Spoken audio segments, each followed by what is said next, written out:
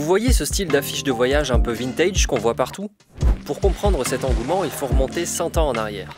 1924, pour les premiers JO d'hiver à Chamonix, est réalisé cette affiche signée Roger Broders. C'est un affichiste méconnu, d'ailleurs on n'a aucune photo de lui, mais c'est lui qui a modernisé l'affiche de voyage. Sa recette, des couleurs qui claquent, du soleil, une construction lisible en 3 plans, des destinations d'évasion. Il est pourtant un pur parisien à la base, et jusqu'à grosso modo la quarantaine, il vivote de sa peinture, il fait quelques publicités, jusqu'à la rencontre qui va tout changer.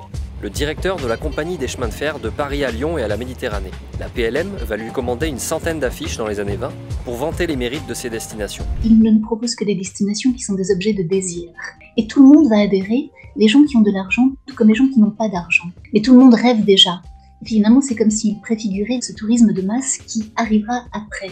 On n'oublie pas qu'à l'époque, l'essor des voyages et des sports d'hiver concerne une élite.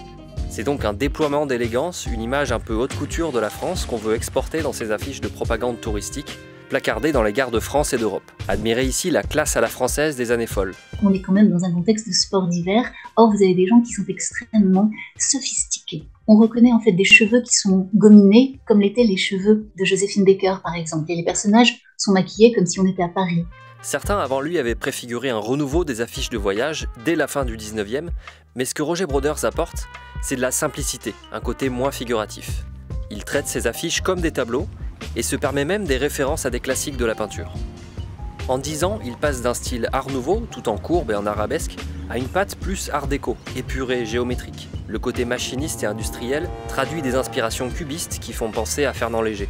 Après cette période-là, il va reprendre les pinceaux de peintre, il va exposer à Paris dans des petites galeries, et personne n'entendra plus vraiment parler de lui. Il n'empêche que le style devient iconique des années 20, et c'est peut-être pas un hasard si le style néo-rétro qu'on a vu émerger ces dernières années rappelle des envies d'ailleurs. Les affiches d'aujourd'hui, qui surfent sur cette nostalgie, essaient de nous dire encore qu'il y a des destinations où on pourrait être les seuls au monde.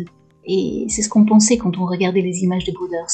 Il y a énormément d'espace, de respiration, de poésie. Des affiches qui renvoient à des destinations où on s'imagine seul au monde, devenues tellement populaires que tout le monde les a dans son salon.